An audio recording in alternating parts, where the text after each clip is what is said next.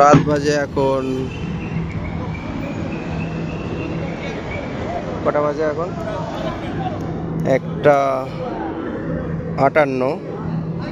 আমরা এখন আছি নেতাজি সুভাষচন্দ্র বোস ইন্টারন্যাশনাল এয়ারপোর্ট।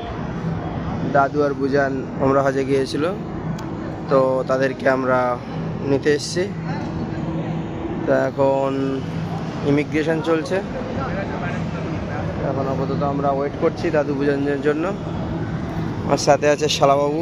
শালাবাবু, বলে দাও তোমার ব্যাপারে কিছু। কি বলবে বলো, তুমি কি জন্য এসছো এয়ারপোর্টে? দাদু বুজানকে নিতে আসবে। তো দাদু বুজান এখন কোথায় আছে? ভিতরে আছে